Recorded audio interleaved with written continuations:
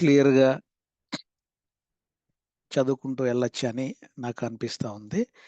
అయితే మనకు ప్రకటన గ్రంథంలో ప్రతి అధ్యాయము చూసేటప్పుడు ఒకసారి కొన్ని ఇంపార్టెంట్ ఫస్ట్ స్లైడ్స్‌ని నేను చూపించాలని అనుకుంటా ఉంటాను. బ్రదర్ కూడా ప్రార్థన చేశారు. మూడంచెల ధన్యతని, బ్లెస్సింగ్‌ని దేవుడు మనకి ఇవ్వులాగున చదువుతము, అలాగే వినడము, గైకొనడము చేయాలని ఆహ్, ముఖ్యంగా ప్రకటన గ్రంథంలో ఉన్నటువంటి ఈ అన్ని విధాలుగా ఉన్న వాటిని మెయిన్‌లీ మనము అప్లికేషన్‌గా ఈ కథని మనం గుర్తు చేసుకుంటే ఆహ్, ఈ యొక్క 4 పదాలలో ఉండే సముద్రము, బురుజు, తేనె, తిన్నాను అన్న 4 పదాల నుండి 7 సంఘములు, 7 ముద్రలు, 7 బూరలు, 7 రూపములు, 7 తెగుళ్ళు, 7 నాశనములు, 7 నూతనములు అన్నట్లుగా ఈరోజు మనము 4వ భాగములో 7 రూపములను గురించిన 13వ అధ్యాయంలో ఉంటున్నాము.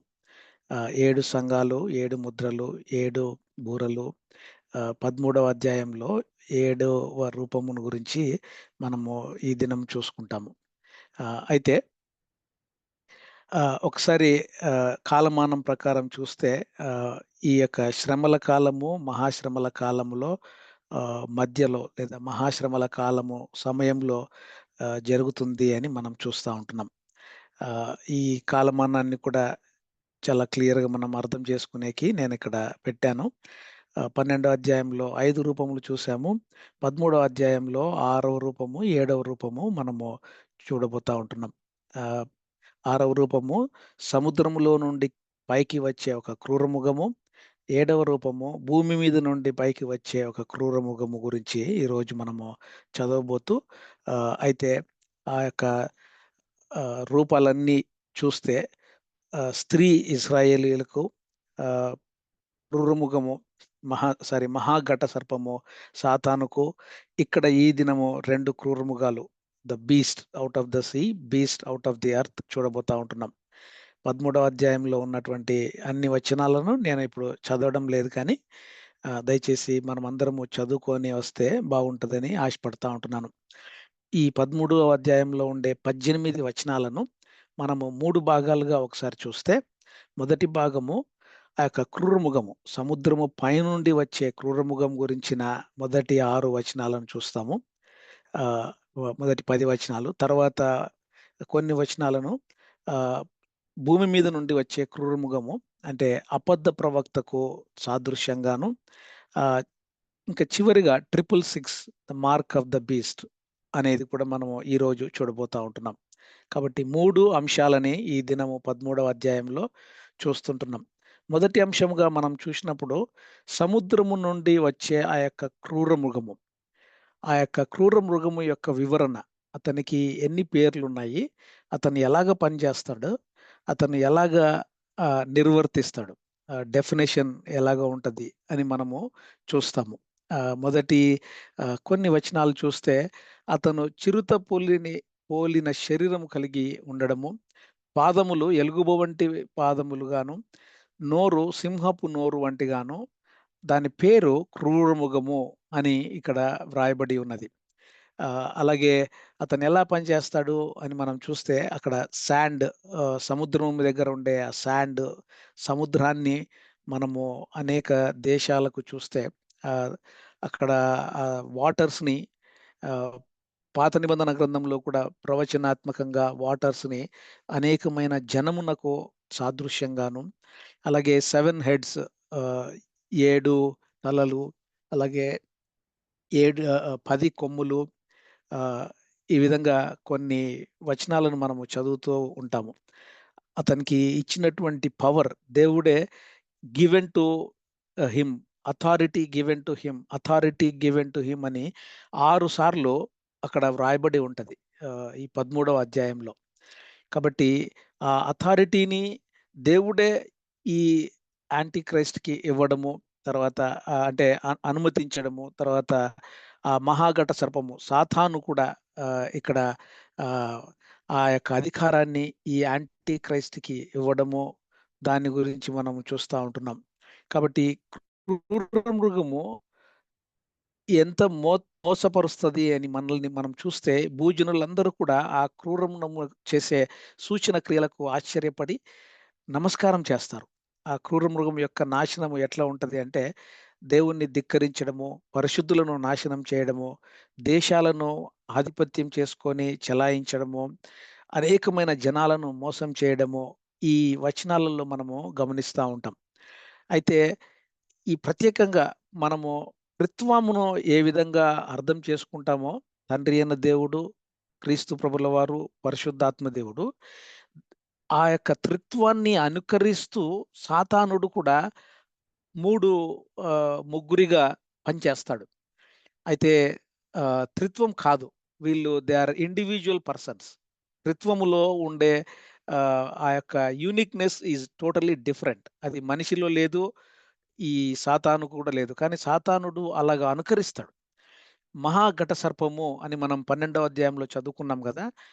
ఆయన తండ్రి అయిన దేవుణ్ణి అనుకరించడము, సముద్రంలో నుండి ఈ అధ్యాయంలో 13వ అధ్యాయంలో చదువుకుండే ఈ వాక్య భాగంలో సముద్రములో నుండి వచ్చే క్రూర మృగము అంత్యక్రీస్తును అనుకరించడము, అంత్యక్రీస్తు ప్రభుల వారిని ఇమిటేట్ చేస్తూ ఆయన చేసినటువంటి సూచక క్రియల్లాగా వీడు కూడా చేయడము యాంటీ క్రైస్ట్ మనము గమనిస్తా ఉంటాం. అలాగా ఫాల్స్ ప్రాఫిట్స్, అబద్ధ ప్రవక్తలు, వాళ్ళు ఏంటంటే పరిశుద్ధాత్మ దేవుడు ఇప్పుడు ఏ విధంగా అయితే ఇన్విజిబుల్ మనకు కనపడకుండా మన హృదయాలలో ఉండి పనిచేస్తున్నారో, అబద్ధ ప్రవక్త మనుషులను మోసపరచే ఒక అలాంటి ఆత్మను ఈ మనుషులలోకి మనుషులకు ఇన్‌ఫ్లూయెన్స్ చేయడము, అదంతా కూడా మనము ఇక్కడ చూస్తా ఉంటున్నాం. ఒకసారి ట్రినిటీ గురించి మనము కొన్ని మాటలను నేను ఒకసారి ఆ మెయిన్ ఫౌండేషన్‌ని ఒకసారి మీకు చూపించాలని ఈరోజు ఇష్టపడతా ఉన్నాను. చూడండి, ఆ ట్రినిటీని ఈ సాతానుడు కూడా ఏ విధంగా ఇమిటేట్ చేస్తాడు అని మనము చూస్తా ఉంటే, యాక్చువల్‌గా ట్రినిటీ మనకు ఒకే దేవుడు కానీ 3 పర్సన్స్. ఒకే దేవుడు. One being but 3 distinct persons. అదే మనిషికి చూస్తే మనిషికి 3 భాగాలుంటాయి. 1 person 3 parts. Whereas God is 1 but 3 persons. అది మనము అర్థం చేసుకోవాలి. మనిషికి 3 భాగాలు, ప్రాణాత్మ దేహములు అని మనం తెస్సలోనికయులకు 5:23లో చూసుకుంటున్నాం గదా! కాబట్టి ప్రాణాత్మ దేహములు ఇక్కడ రైట్ సైడ్ ఉన్న ఇమేజ్‌ని చూస్తే ఆ బాడీకి 5 సెన్సెస్, జ్ఞానేంద్రియాలు అని అంటారు గదా! ఆ 5 సెన్సెస్ వల్ల బాడీ సోల్‌కి సిగ్నల్స్ ఇవ్వడము. అంటే ఆ soul emotions, imagination, memory, feelings, వీటన్నిటిని ఎక్సర్సైజ్ చేయడము. అయితే మన లోపల ఉండే ఆత్మ, మన ఆత్మకి చావు ఉండదు. Either go to heaven or away from God's presence which is hell అని మనము అనుకుంటాము. కాబట్టి ఆత్మ నశింపు ఉండదు. కానీ బాడీ, సోల్ అవి అవి ఉండవు అని మనము చివర్లో గమనిస్తాం. కాబట్టి అలాగే టాబర్నాకిల్, ఆ యొక్క టాబర్నాకిల్‌ని కూడా చూస్తే దేవుని యొక్క ఆలయము కూడా 3, 3 పార్ట్స్‌గా ఉండడము. బాడీ, సోల్, స్పిరిట్ ఎలాగుందో outer court, holy place, most holy place, పరిశుద్ధ స్థలము, అతి పరిశుద్ధ స్థలము అని మనం చదువుకుంటూ ఉంటాం కదా! కానీ మెయిన్ మనము విశ్వాసులముగా మనము ఈ మైండ్, ఎమోషన్స్, సెల్ఫ్ విల్‌లో పెరగకూడదు. ఇది మనము ఈరోజు అభ్యాసంగా చూసుకోవాలి. ఆత్మదేవుడు, పరిశుద్ధాత్మ దేవుడు మనలో ఉండి మనకు ఏదైతే చెప్తారో దాన్ని మనము చేసుకుంటూ పోవలసిన వారముగా, అటువంటి నిజమైన విశ్వాసులముగా, దేవుణ్ణి అంటిపెట్టుకొని బ్రతికే విశ్వాసులముగా మనం పెరగాలని చెప్పి దేవుడు కోరుకుంటూ ఉంటాడు. అయితే మనం ఏ విధంగా జీవిస్తున్నాము అని మనము పరీక్ష చేసుకుంటూ ఉండాలి.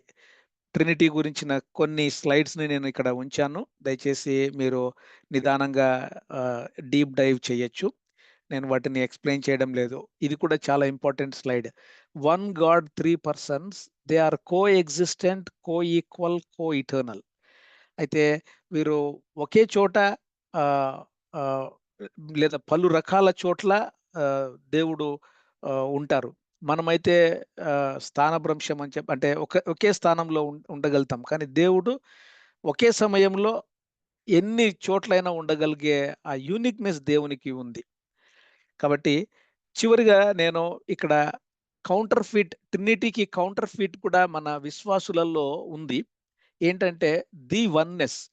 వన్నెస్ అనే ఒక ఇంకొక ఆహ్, కల్ట్ అని కూడా మరి అనొచ్చు. అట్లా అంటే వాళ్ళు బాధపడతారు. విశ్వాసులే ట్రినిటీకి వేరే విధమైనటువంటి ట్రినిటీని ఎక్స్‌ప్లెయిన్ చేస్తా ఉంటారు. అది నేను మీకు ఇక్కడ చూపించాలన్న ఉద్దేశ్యంతో నేను ఈ ట్రినిటీ స్లైడ్స్ తెచ్చాను. వన్నెస్ అంటే ఏంటంటే వాళ్ళు సూర్యుడిని ఆహ్, ఎగ్జాంపుల్‌గా తీసుకుంటారు. సూర్యుడిలో వేడి ఉంది. తర్వాత వెలుగు ఉంది. అలాగే అగ్ని ఉంది అని చెప్పి ఎక్స్‌ప్లెయిన్ చేసేటటువంటి వన్నెస్‌ని అంటే దేవుడు ఒకడే బట్ డిఫరెంట్ రోల్స్‌లో యేసు ప్రభుల వారు భూమి మీదకొచ్చినప్పుడు దేవుడే శరీరమైన రోల్‌ని తీసుకొని వచ్చాడు అని చెప్పి ఎక్స్‌ప్లెయిన్ చేస్తారు. ఆహ్, అది కొంచెము మిస్‌లీడ్ చేస్తది ట్రినిటీకి అని ఈరోజు నేను ఇక్కడ మీకు కౌంటర్ ఫిట్ ట్రినిటీని సాతానుడు ఏ విధంగా ఇమిటేట్ చేస్తున్నాడో విశ్వాసులలో కూడా ఈ కౌంటర్ ఫిట్ ట్రినిటీ అండర్‌స్టాండింగ్ ఉండడము ఉంది అని చెప్పి నేను మీ మధ్యకు తీసుకొని రావాలని ఇష్టపడతా ఉంటున్నాను. ఎవరైనా డిఫరెన్స్ ఆఫ్ ఒపీనియన్స్ ఉన్నవాళ్ళు మనము చివర్లో we can go and discuss more about that. Ah, నేను చెప్పకూడదు కానీ కొంతమంది దైవజనులు ఆహ్, ఈ యొక్క వన్నెస్‌ని ఎక్స్‌ప్లెయిన్ చేస్తా ఉంటారు. కాబట్టి మనం కొంచెం జాగ్రత్తగా ఉండాలి. అయితే ఈ beast out of the sea ఈ యొక్క క్రూరమృగము బాడీ ఎట్లా ఉంటది? శరీరము అంటే చిరుతపులిని పోలి ఉండడము, పాదములు ఎలుగుబంటి పాదములుగా ఉండడము, నోరు సింహపు నోరు. ఇక్కడ మనం ఇమేజ్ చూస్తున్నాం గదా! ఆ విధంగా చిరుతపులి, సింహపు నోరు, తర్వాత పాదములు ఆహ్, ఎలుగుబ వంటి పాదములు. చాలా విచిత్రంగా ఉంది గదా! ఆహ్, ఈ బీస్ట్ ఈ క్రూరమృగము ఒక దేశముకు సాదృశ్యంగా అయినా ఉండొచ్చు. లేదా ఒక ఇండివిడ్యుయల్‌కి, ఒక పర్సన్‌కి సాదృశ్యంగా అయినా ఉండొచ్చు అని మనం ఇక్కడ చూస్తా ఉంటున్నాం. అప్లికేషన్ ఒకసారి చూస్తే ఏవైతే ఈ ఫిగరేటివ్‌గా, సింబాలిక్‌గా ఉన్నాయో మనము ఇంటర్ప్రెట్ చేసుకునేటప్పుడు చాలా జాగ్రత్తగా ఇంటర్ప్రెట్ చేసుకోవాలి. ఏది ఇంటర్ప్రెట్ చేసుకున్నా వాక్యము తిరిగి మనకు మరి ఒక చోట క్రాస్ రెఫరెన్స్ ఆహ్, లేఖనాల భాగము ఎక్కడ ఉంది అని గమనిస్తూ దాన్ని మనము ఆధారం చేసుకొని అర్థం చేసుకోవాలని దేవుడు మనకు ఆహ్, గుర్తు చేస్తా ఉన్నారు. విశ్వాసులకి డ్రీమ్స్, విజన్స్ ఇలాగా కూడా వస్తా ఉంటాయి. But we have to be very, very careful when we are interpreting. వాక్యానుసారంగా ఆత్మానుసారమైన ఇంటర్ప్రిటేషన్‌ని మాత్రమే మనం తీసుకోవాలి. ఆ విషయంలో మనం చాలా జాగ్రత్తగా ఉండాలి అని దేవుడు మనకు ఇక్కడ గుర్తు చేస్తా ఉంటున్నాడు. ఒకవేళ ఈ స్క్రిప్చర్స్‌ని మనం చూస్తే, లేఖనాలను చూస్తే పాత నిబంధన గ్రంథంలో దానియేలు 2వ అధ్యాయము, 7వ అధ్యాయము, అలాగే 8వ అధ్యాయము. ఈ 3 అధ్యాయాలలో చాలా క్రాస్ రెఫరెన్సెస్ మనము ప్రకటన గ్రంథము 13వ అధ్యాయంలో గమనిస్తాము. ఏంటంటే దానియేలు 2వ అధ్యాయంలో ఆహ్, ఇదే 2 అధ్యాయము అలాగే 7వ అధ్యాయంలో నెబుకద్నెజరు రాజుకు ఒక కల రావడము, దానికి ఎగ్జాక్ట్‌గా రిజెంబుల్ చేస్తూ ప్రవక్త అయినటువంటి దానియేలుకు దర్శనములో దేవుడు చెప్పడము. ఆ యొక్క నెబుకద్నెజరుకు వచ్చిన కల మర్చిపోతాడు. అందరిని జ్ఞానవంతులను పిలిచి, "నాకు మీరు కల చెప్పాలి, కల భావం చెప్పాలి" అంటే ఎవ్వరు చెప్పలేరు. అప్పుడు దానియేలుకు అది వార్త వినపడినప్పుడు దానియేలు కొంచెం సమయం తీసుకొని దేవుని దగ్గర ప్రార్థన చేసి, ఆ యొక్క దర్శనములో నెబుకద్నెజర్ గారి యొక్క కలను దేవుడు దానియేలుకు విశదీపరచడము, అక్కడ 7 హెడ్స్, 7 కింగ్స్ గాను, 7 కింగ్‌డమ్స్, 7 మౌంటైన్స్, 7 హిల్స్, 7 ఎంపైర్స్ అని జెప్పి ఇక్కడ మనము ఈ 13వ అధ్యాయంలో గమనిస్తా ఉంటున్నాం. ఆ యొక్క 7 కింగ్స్ ఎవరు అంటే ఈజిప్టు. దానియేలు ఆ నెబుకద్నెజరుకు ఆహ్, ఈ కల భావాన్ని చాలా క్లియర్‌గా చెప్తాడు. దేవా బంగారు తల అంటే మీ యొక్క దానికి సాదృశ్యము మీరు అని చెప్తాడు ఆ ప్రతిమ. కానీ చివరికి నెబుకద్నెజర్ ఏం చేస్తాడంటే మొత్తం ఆ యొక్క విగ్రహం అంతా కూడా బంగారుతో చేయబడ్డము. అక్కడ నమస్కరించమని అందరిని అడగడము. ఇలాగ మనం దానియేలు గ్రంథంలో చదువుకుంటా వచ్చాం. కాబట్టి ఆ 7 కింగ్స్ ఎవరు? 7 కింగ్డమ్స్ ఎవరు? అని మనం చూసినప్పుడు ఐగుప్తు, సిరియా ఇలాగా మనము చూస్తూ వస్తా ఉంటున్నాం. వారి యొక్క కింగ్డమ్స్ బబులోను, ఫారసీ, గ్రీకు, రోము, అలాగే యూరోప్‌లో ఉన్నటువంటి వాటన్నిటికి సాదృశ్యంగా మనం చూస్తా వస్తుంటున్నాం. రెండవ దానియేలు రెండవ అధ్యాయంలో ఉన్నటువంటి కొన్ని నేను వచనాలను మీకు చూపిస్తా ఉంటున్నాను. మేలిమి బంగారుమయమైనదియు, దాని రొమ్మును, భుజములను వెండివియు, దాని ఉదరము, తొడలును ఇత్తడివియు అన్నటువంటి ఆ యొక్క విగ్రహమును దానియేలు ఇక్కడ ఎక్స్‌ప్లెయిన్ చేస్తా ఉండడము మనము చూస్తా ఉంటున్నాం. చివరిది పాదములు ఐరన్ అండ్ క్లే, ఇనుము మరియు మట్టితో కూడినటువంటి అది సాదృశ్యం ఇక్కడ యాంటీ క్రైస్ట్ రూల్. ఆ చివరిది పాదములు ఆ యాంటీ క్రైస్ట్ రూల్‌కి ఆహ్, ఇక్కడ చూడండి ఐరన్ అండ్ క్లే 2 పదార్థాలు, ఐరన్, క్లే కలవవు. కానీ అవి 2 పదార్థాలు కలిసినటువంటి పాదములు అని చెప్పి దానియేలు ఇక్కడ నెబుకద్నెజరుకు ఆ యొక్క కలను వివరించడం జరుగుతా ఉంది. ఐరన్ అండ్ క్లే అంటే ఇక్కడ మనము యూదులు అలాగే జెంటైల్స్, యూదేతరులు, ఆహ్, యూదులు కానివారు అని మనము సాదృశ్యంగా గూడా చూసుకోవచ్చు. అలాగే ఫ్లెష్ ప్లస్ టెక్నాలజీ, శరీరము, టెక్నాలజీ. ఇదే 13వ అధ్యాయంలో చివరికి వచ్చినప్పుడు మన యొక్క బాడీలోకి మనుషుల బాడీలోకి టెక్నాలజీని ఏ విధంగా ఇంబైట్ చేస్తారో కూడా వ్రాసి ఉంది.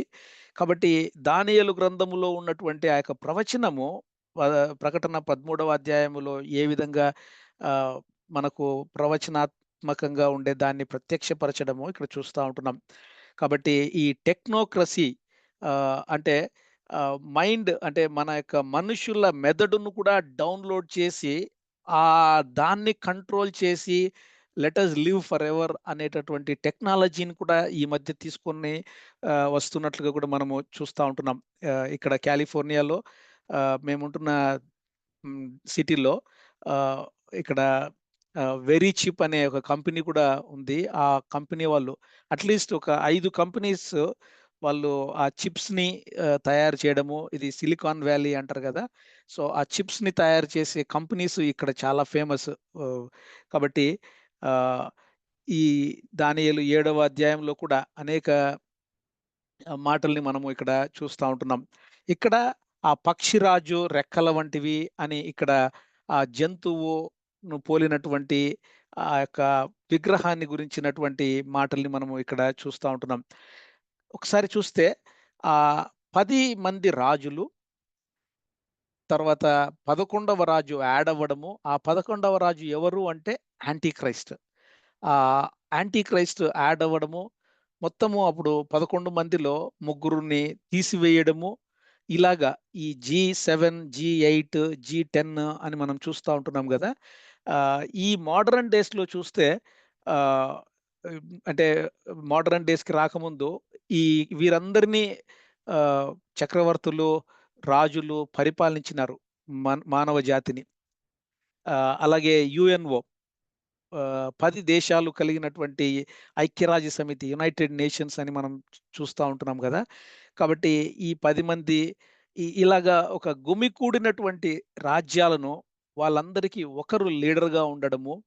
ఆహ్, అట్లా మనము రోమాలో కూడా చూస్తే రోమీయులకు ఆ పోప్స్ ఉంటారు గదా! ఆ 10 మంది పోప్స్ కూడా ఆహ్, సాదృశ్యంగా ఉంది అని కూడా మనము ఆహ్, వారు ప్రజలు కొంతమంది స్కాలర్స్ ఇలాగ ఎక్స్‌ప్లెయిన్ చేయడము.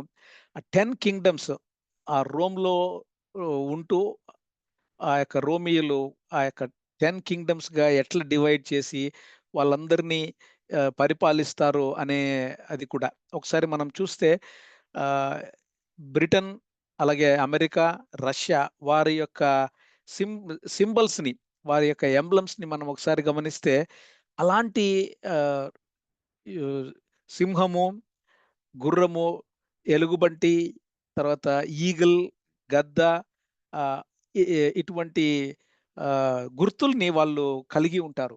కాబట్టి వీరే ఈగిల్ కూడా చాలా మంది కలిగి ఉన్నారు. ఈవెన్ అమెరికన్ సింబల్‌లో కూడా మనము ఈగిల్‌ని చూస్తాం.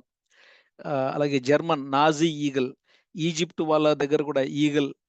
సో, ఈ విధంగా ఆ యొక్క ఆహ్, పక్షిని గుర్తుగా వాడుకోవడము మనము గమనిస్తా ఉంటున్నాం.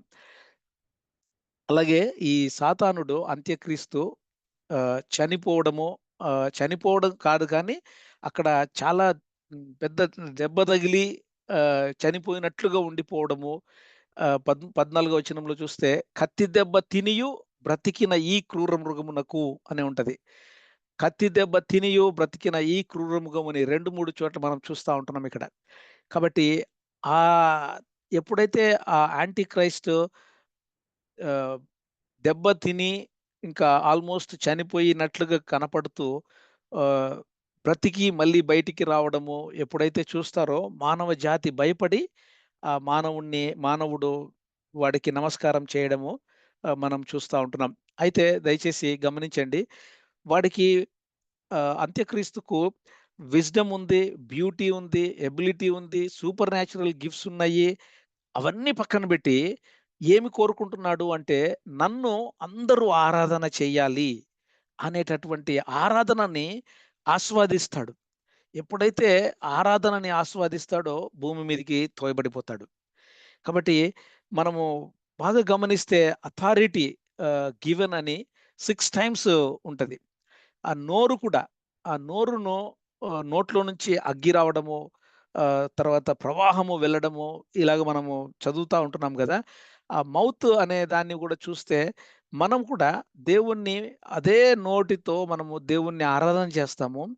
ఒక్కొక్కసారి ఒకవేళ ఎప్పుడైనా ఎక్కడైనా మనము రెబెలియన్‌గా ఉంటే, దేవునికి అగెయిన్స్ట్‌గా ఉంటే, మనం కూడా వీడికి పట్టిన గతి మనకు పడతది అని చెప్పి ఇక్కడ మనకు దేవుడు గుర్తు చేస్తా ఉంటున్నాడు. ఎందుకంటే సామెతలు 18, 21లో death and life are in the power of mouth అని కూడా మనం చూస్తా ఉంటున్నాం గదా! ఆ యొక్క నోటి టంగ్స్ టవర్ ఆఫ్ బాబేల్ అంటే బాబేలు గోపురం దగ్గర ఎప్పుడైతే మనుషుడు ఆకాశము మట్టుకు నేను ఒక గోపురాన్ని కట్టాలని ఆశపడతాడో, అప్పుడే దేవుడు ఆ యొక్క టంగ్స్‌ని ఇతర భాషలను వేరు వేరు చేసేసి వాళ్ళలో కన్‌ఫ్యూజన్ క్రియేట్ చేస్తాడు. కానీ దానికి దాన్ని ఒకసారి రివర్సల్ చేసే సమయం ఎప్పుడు అంటే, అది డే ఆఫ్ పెంటెకోస్ట్. పెంతెకోస్తు దినమున దేవుడు తిరిగి మానవులకు ఆ అదర్ టంగ్స్ అంటే భాషలు మాట్లాడే ఆ యొక్క గిఫ్ట్‌ని దేవుడు ఇవ్వడం జరుగుతది. కాబట్టి ఆహ్, నిమిషం మాత్రమే కోపము ఒకవేళ మన మీద చూపించినప్పటికీ దేవుడు తన యొక్క కృపా కాలములో ఎంత కృపను మన పైట్ల విస్తరించాడు అని మనం చూస్తే మనకు మత్తయి 4వ సువార్తలో కూడా గుర్తొస్తది గదా! యేసు ప్రభుల వారు అంటారు. ఆహ్, ఆ సాతానుడు యేసు ప్రభుల వారిని అంటే అక్కడికెళ్ళి "నువ్వు నాకు సాగిలపడి నమస్కారం చేస్తే నేను ఇదంతా నీకిస్తాను" అని చెప్పి ఈవెన్ యేసు ప్రభువు దగ్గర కూడా ఎక్స్‌పెక్ట్ చేస్తాడు. నాకు నమస్కారం చెయ్యి అని. అటువంటి ఆ స్పిరిట్ ఒకవేళ మనలో ఏమైనా ఉందా? ఎందుకంటే ఒకటో యోహాను పత్రిక రెండవ అధ్యాయం 18, 19 వచనాలలో చూసినప్పుడు ఆహ్, అంత్యక్రీస్తులు అని చెప్పి ఇక్కడ మనకు రాయబడుతూ ఉంటది. క్రీస్తు విరోధి వచ్చునని మీరు వింటిరి గదా! ఇప్పుడును అనేకులైన క్రీస్తు విరోధులు బయలుదేరి ఉన్నారు అని ఆ యొక్క యోహాను అపోస్తలుడైనటువంటి యోహాను భక్తుడు కడవరి గడియ గురించినటువంటి మాటల్ని అప్పుడే చెప్పారు. కాబట్టి మనం కూడా ఒకసారి అటువంటి యాంటీ క్రైస్ట్‌కి కలిగిన ఆ స్పిరిట్‌ని ఏమైనా మనలో ఉందా అని మనం గమనించుకోవాలి. అది పాలిటిక్స్‌లోనూ, బిజినెస్ వరల్డ్‌లోనూ, మతపరమైనటువంటి మత రాజకీయాలలోనూ, ఈ క్రైస్తవ సంఘాలలో మనము చూస్తా ఉంటున్నాం. కాబట్టి అలాగ మనము ఉండకూడదు అని చెప్పి దేవుడు మరి ఒకసారి మనకు గుర్తు చేస్తూ, అటువంటి స్పిరిట్ ఆఫ్ యాంటీ క్రైస్ట్ ఏం చేస్తదంటే ఆహ్, ఆహ్, మనము మనల్నందరూ అప్రిషియేట్ చేయాలని, మనల్ని అందరూ గుర్తించాలని, రెస్పెక్ట్ చేయాలని, పాపులారిటీని సీక్ చేస్తూ ఉండేటటువంటి ఆ చెడ్డ గుణము చాలా డేంజరస్ గుణము అని చెప్పి దేవుడు ఈరోజు గుర్తు చేస్తా ఉన్నారు. ఒకవేళ నువ్వు కూడా కొంతమంది మనుషుల లీడర్స్‌ని అంటే దైవజనులుగా చెప్పేటటువంటి మంచి మంచి దైవజనులు కోర్స్ దేవుడు వాళ్ళను ఆశీర్వదించి ఉండొచ్చు. దేవుణ్ణి మనం పక్కన పెట్టి ఒక్కొక్కసారి దైవజనులను చాలా ఆరాధిస్తా ఉంటాం. మనము దైవజనులను అప్రిషియేట్ చేయొచ్చు. వారి యొక్క ఆహ్, వారి యొక్క గుణాలను గమనించి వారు ఎక్సర్సైజ్ చేసినటువంటి దేవుని యొక్క ఆహ్, గిఫ్ట్స్‌ని మనం కూడా ఎక్సర్సైజ్ చేయొచ్చు. కానీ మనము దైవజనులను ఎప్పుడు కూడా ఆరాధన చేయకూడదు. We cannot be after ah, God servants. But we can definitely appreciate them. But our worship goes only to God and God alone అని మనం గుర్తు చేసుకోవాలి. మనము ఆ యొక్క స్తుతిని ఆస్వాదించకూడదు. మనము ఇంకొక మనిషిని మనము స్తుతించి ఆరాధన చేసే విధంగా ఉండకుండా, దేవుణ్ణి మాత్రమే మనము స్తుతించాలి, ఆరాధన చేయాలి అని చెప్పి దేవుడు మనకు మరొకసారి గుర్తు చేస్తా ఉన్నాడు. ఆ విధంగా మనము విశ్వాస జీవితంలో బ్రతుకుతూ ఇక్కడ ప్రకటన గ్రంథం 8వ అధ్యాయంలో 13, 8లో జగదుత్పత్తి మొదలుకొని వధింపబడి ఉన్న గొర్రెపిల్ల యొక్క జీవగ్రంథమందు ఎవరి పేరు వ్రాయబడలేదో అని ఉంటది. కాబట్టి నీ పేరు, నా పేరు ఆ జీవగ్రంథములో బుక్ ఆఫ్ లైఫ్‌లో ఉందా లేదా? క్రీస్తు ప్రభుల వారి రక్త ప్రోక్షణలో కడగబడిన వారమై ఆ యొక్క గ్రంథములో మన పేర్లను మనము దేవుని చేత లిఖించబెట్టుకొని ఉంటే మంచిది అని దేవుడు గుర్తు చేస్తా ఉన్నాడు. కాబట్టి ఇక్కడ బుక్ ఆఫ్ లైఫ్ అని వచ్చిన దాని గురించి నేను అన్ని 5 రకాల బుక్స్ మన యొక్క పరిశుద్ధ గ్రంథంలో ఉన్నటువంటి రెఫరెన్సెస్‌ని నేను మీ ముందుకు తీసుకొని వస్తా ఉంటున్నాను. ఎప్పుడైనా మనము ఈ డిఫరెంట్ బుక్స్ గురించిన ఆహ్, డీప్ డైవ్ ఎప్పుడైనా ఇంకోసారి కలిగి ఉండొచ్చు.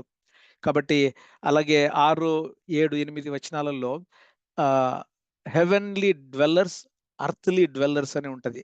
కాబట్టి నీవు నేను పరిశుద్ధులముగా ఉన్నవారమైతే ఆ యొక్క ఆహ్, దేవుని బిడ్డలముగా ఉన్నవారమైతే దేవుని యొక్క గొర్రెపిల్ల జీవ గ్రంథమందు మనము వ్రాయబడి ఉంటాము.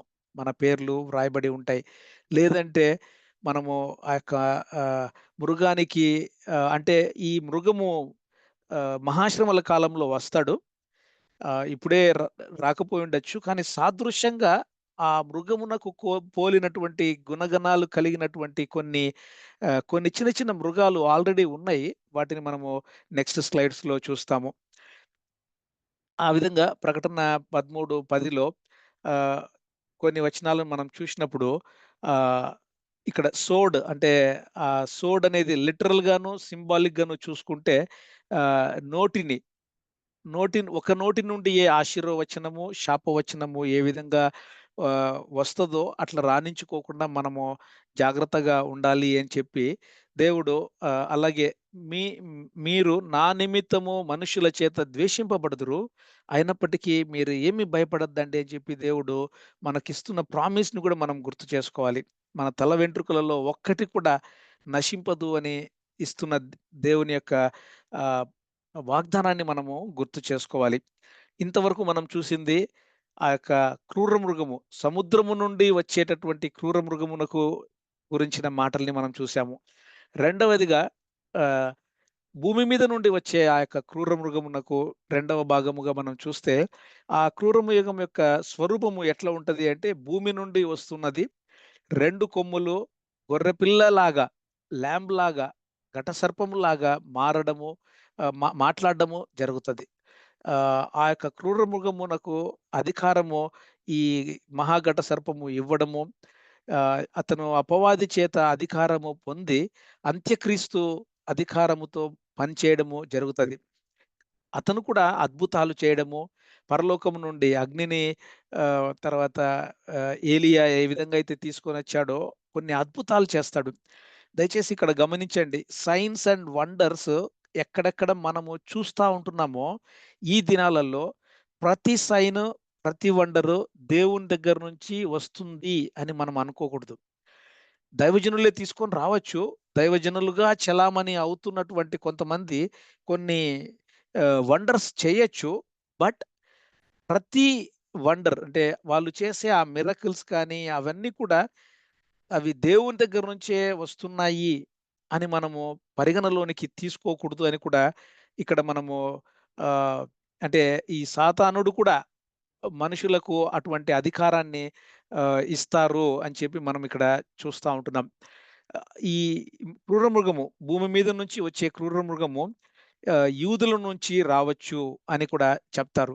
ఆ యొక్క జూయిష్ లీడర్ గాను, తర్వాత ఫాల్స్ క్రైస్ట్, అంత్యక్రీస్తు గాను, ల్యాంబ్ కమ్ డ్రాగన్. ఇక్కడ చూడండి, ల్యాంబ్ అంటే ఆహ్, ఆ యొక్క ల్యాంబ్ కమ్ డ్రాగన్ అని ఇక్కడ మనం చూస్తా ఉంటున్నాం. ఒకవేళ క్రిస్టెండమ్‌లో చూస్తే బిషప్స్ కొంతమంది ఆ పాలిటిక్స్‌లోకి వెళ్ళడము, పాలిటిక్స్‌ని కూడా మేనేజ్ చేయడము. కొన్ని కొన్ని సంఘాలలో అయితే పాలిటిక్స్, ఇదివరకు పాలిటిక్స్ చర్చిలలో ఉండేటివి కాదు. కానీ ఇప్పుడు పాలిటిక్స్ చర్చ్‌లోకి ఎంటర్ అయ్యాయి. అట్లనే చర్చిలో ఉండేటటువంటి కొంతమంది దైవజనులు కూడా పాలిటిక్స్‌లోకి పోవడము, ఇవి 2 మిక్స్ అయిపోతా ఉన్నాయి. చర్చెస్‌లో, సంఘాలలో ఉండే ప్రజలు మతపరమైనటువంటి మతాన్ని వాళ్ళు రూల్ చేస్తూ పాలిటిక్స్‌లో కూడా ఉండడము. ఈ విధంగా ఆహ్, ఇది 3:30 సంవత్సరాలు మహాశ్రమల కాలంలో ఇంకా చాలా గంభీరంగా, ఘోరంగా జరుగుతాయి. కాబట్టి అవన్నీ కూడా మనము ఇక్కడ చూస్తా ఉంటున్నాం. ఎందుకంటే ఆహ్, 2 తిమోతి 3:8లో కూడా చూస్తున్నాం గదా! జానస్ అండ్ జాంబ్రెస్, యన్నే అండ్ యంబ్రే అనే ఇద్దరు మోషేను ఎదిరించినట్టుగాను, వీరు చెడు మనస్సు కలిగి విశ్వాస విషయంలో భ్రష్టులై సత్యమును ఎదిరించి వారుగాను. అలాగే పాత నిబంధన గ్రంథంలో చూస్తే కూడా ఫరో దగ్గర ఉండే కొంతమంది మెజిషియన్స్. ఫరో యాంటీ క్రైస్ట్‌కి సాదృశ్యంగాను, ఆ మెజిషియన్స్ ఫాల్స్ ప్రాఫిట్స్‌కి సాదృశ్యంగాను కూడా మనము ఇక్కడ గమనిస్తా ఉండొచ్చు. ఆహ్, ఈ విధంగా మనము చూస్తే ఈ మహాశ్రమల కాలము మొదటిలో ఏమవుతది అంటే, ఆ టెంపుల్‌లోకి ఈ అంత్యక్రీస్తు ఎంటర్ కావడము, అక్కడ వాడు ఆ ఆరాధనను స్వీకరించే విధంగా ఆ టెంపుల్‌లో ఉండే అతి పరిశుద్ధల స్థలంలోకి వెళ్ళి అక్కడ నిలబడ్డము, ఇలాంటివన్నీ జరుగుతాయి. యాక్చువల్‌గా అయితే ఇవి పాత నిబంధన అంటే కాలంలో ఆల్రెడీ జరిగాయి. ఆహ్, ఈయన పేరు యాంటియోకస్ ఎపిఫానెస్ అని అంటారు. ఆయన సిరియా రాజు. ఆయనేం చేశాడంటే, ఈ ఈ ఇశ్రాయేలీయుల ఉండేటటువంటి ఆ టెంపుల్‌ని ఆక్రమించి, అక్కడికెళ్ళి అక్కడ కొన్ని దినాలు సాక్రిఫైస్ జరగకుండా ఆపేస్తాడు.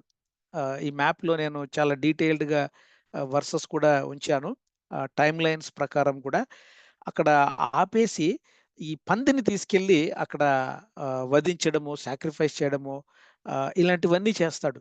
కాబట్టి ఇది ఆల్రెడీ జరిగింది. కానీ ప్రతి ప్రవచనం కూడా మనకు ఫుల్‌ఫిల్లింగ్ అని కూడా మనం చూడొచ్చు. ఇదివరకు 11 అధ్యాయంలో కూడా మనము గమనించాం గదా! ఆ డబుల్ ఫుల్‌ఫిల్లింగ్ అంటే ఒకసారి ఆల్రెడీ జరిగిపోయింది, తిరిగి జరగనై ఉంటుంది. ఆ విధంగా మనము ఈ యొక్క ప్రవచనాన్ని మనము అర్థం చేసుకోవాలి. దానియేలు 11:32లో ఉంటది గదా! దీన్ని మనము అప్లికేషన్‌గా చూడాలి. ఏదంటే, తమ దేవునిని ఎరుగువారు బలము కలిగి గొప్ప కార్యములు చేస్తారు అని ఉందిక్కడ.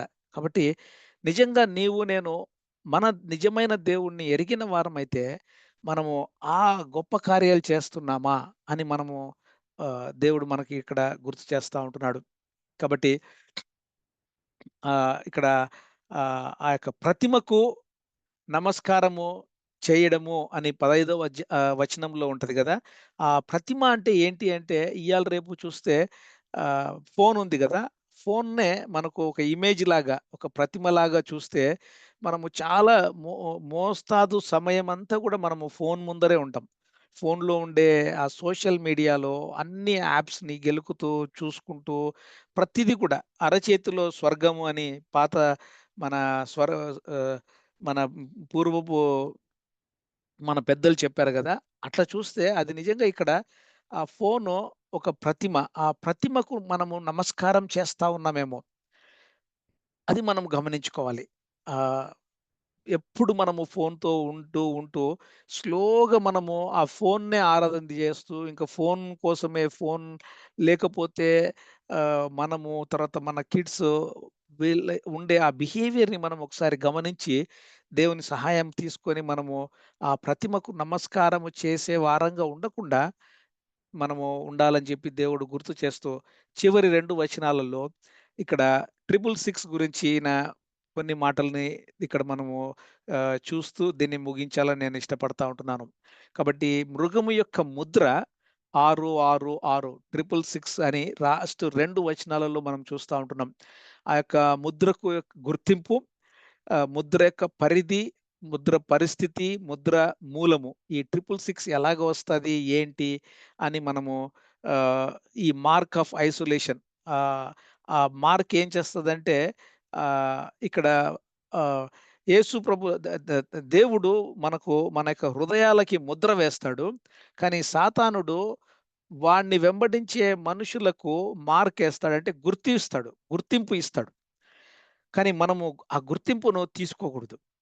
గుర్తింపును తీసుకోకుండా దేవాది దేవుడు మనకు పరిశుద్ధాత్మ దేవుని యొక్క ముద్రను మనం హృదయాల మీద మన యొక్క స్పిరిట్‌కి వేసేటటువంటి ఆ ముద్రను మనం స్వీకరించాలి.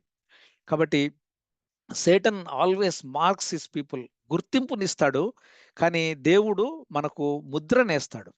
కాబట్టి ఆ సాతాను యొక్క మార్క్‌ని మనము చాలా జాగ్రత్తగా, ఆ టాటూస్ కూడా ఉంటాయి గదా! ఆ టాటూస్ కూడా నిర్గమాకాండంలో, సారీ, లేవియాకాండంలో ఉంటది. ఆహ్, లెవిటికస్‌లో టాటూస్ కూడా ఒక పాపము అని ఉంటది. కాబట్టి మన పిల్లలు గాని, ఎవరైనా కూడా అట్లా టాటూస్‌కి ఎంకరేజ్ అయితా ఉంటే, ఆ లెవిటికస్‌లో ఉన్న వచనం మనం చూపించి అది వేయించుకోకూడదు అని మనము డిస్కరేజ్ చేయాలి. ఒకవేళ ఆల్రెడీ వేసుకొని కొంతమంది ఎవరైనా బిలీవర్స్ ఆహ్, కనపడితే దయచేసి వారిని మనము జడ్జి చేయకూడదు. ఎందుకంటే దేవుణ్ణి తెలుసుకోక ముందేమైనా వాళ్ళు వేసుకున్నారేమో. దాని తర్వాత వారు దాన్ని రిమూవ్ చేసుకోలేరు కాబట్టి అలాగేమన్నా ఉన్నారేమో అని అర్థం చేసుకుంటూ మనము వారిని వేరే విధంగా జడ్జి చేసి అట్లా ఉండకుండా ఉండేదానికి ఆహ్, ఉండాలని జెప్పి ఆ 666 గురించిన ఒక చిన్న క్లిప్‌ని మీకు చూపించాలని ఇష్టపడతా ఉంటున్నాను. దయచేసి అది చూడండి. When Elias Brotberger goes to work, he doesn't need ID. And he doesn't need money.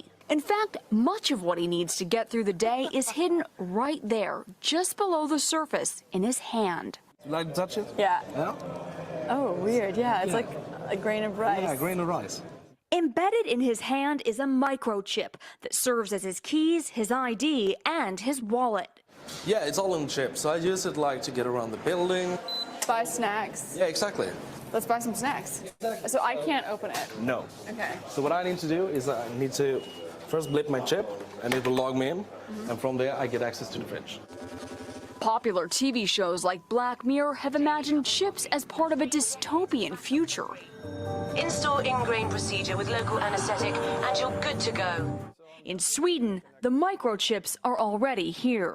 The microchip implants use the same technology that's in contactless credit cards. Which have made cash pretty much obsolete in Sweden. No cash. At this tech fair, a chipping event for those on the cutting edge, merging their hands with this new technology. I thought it would be fun, right? The process is simple and swift. A pinch of the skin, and in a matter of seconds, the chip is inserted. The transformation is complete. As for the pain, I barely felt it. but even in this nation of early adopters, not everyone is racing to get chipped. Feel less human. I will feel like a robot. I think, it's so much more data can go into this, when it's in your body. There's no central registry tracking how many people are chipped, but biohacker Hannes Wellblood estimates between 5 and 10,000. In the future, do you think everyone is going to be chipped? I think it'll be voluntary, but I am certainly convinced that millions of people will find it very, very valuable to have a smart device under their skin. Human microchipping may be our future, but in Sweden, it's already reality. Sarah Harmon, NBC News, Stockholm. కాబట్టి ఈ విధంగా చూస్తే chip already implant చేయడము, ఆ యొక్క గుర్తు already చాలామంది తీసుకుంటూ ఉన్నట్లుగా మనము చూస్తా ఉంటున్నాం. ఇంకా ఎకనామిక్ ఆర్థిక చిహ్నంగా కూడా చూస్తే ఈ క్రిప్టో కరెన్సీ ఇప్పుడు వస్తా ఉంది గదా!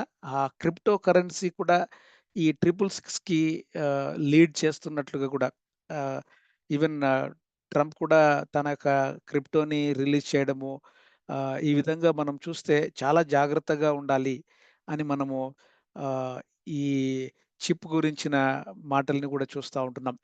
అయితే ఇక్కడ చాలా ఆహ్, స్లైడ్స్ నేను పెట్టాను. దయచేసి మీరు నిదానంగా చదవండి. ఈ గుర్తు దేనికి సంబంధించింది అని చెప్పి ప్రజలు అవగాహన లేకుండా తీసేసుకుంటా ఉంటున్నారు. అయితే మనము దేవుడు మరి మనకు తన యొక్క సమయంలో మనకు అన్ని ఇన్ఫర్మేషన్‌ని ముందుగానే ఇస్తున్నారు కాబట్టి మనము జాగ్రత్తగా మాక్సిమం విలువబడిన వారిలో ఉండకుండా ఎత్తబడిన సంఘంలో ఉంటూ, అటువంటి సమయాలలో మనం ఉండకుండా ఉండేదానికి ప్రార్థన చేయాలని చివరిగా ఆహ్, ఇక్కడ నేను యేసు ప్రభు అనే ఆ గ్రీక్‌లో ఉండే ఆ లెటర్స్‌ని బట్టి కూడా ఇది, ఇది వాక్య భాగంలో లేదు కానీ మనిషికి 6 గుర్తు, అలాగే 7 పర్ఫెక్షన్‌కి గుర్తు. అయితే న్యూ క్రియేషన్‌కి 8 గుర్తుగా చూస్తే, ఈ యేసు ప్రభుల వారి స్పెల్లింగ్‌లో కూడా గ్రీక్‌లో చూస్తే ఆ నంబర్స్‌ని మనం అలాగ పెడితే 8 రావడము అది న్యూ క్రియేషన్‌కి. కాబట్టి మనము ఆ న్యూ క్రియేషన్‌కి రెడీ అవ్వాలని, ఈ విధంగా ఎవరైతే ఆ చిప్‌ని వాళ్ళ యొక్క శరీరంలో వేసుకుంటారో వాళ్ళు ఆహ్, యాంటీ క్రైస్ట్‌ని పబ్లిక్‌గా ఫాలో అవుతున్నట్లు. కానీ సీక్రెట్‌గా ఫాలో అయ్యేవాళ్ళు కూడా ఉంటారు. ఆ సీక్రెట్‌గా ఫాలో అయ్యేవాళ్ళు వారు ఆ రైట్ హ్యాండ్‌లో ఆ చిప్‌ని వేసుకోవడము, తర్వాత కాంప్రమైజ్ అయ్యేటటువంటి ఆహ్, ని అంటే క్రిస్టియన్స్‌కి కూడా అలాగా వేసుకుంటారు అని చెప్పి మనం ఇక్కడ గమనిస్తా ఉంటున్నాం.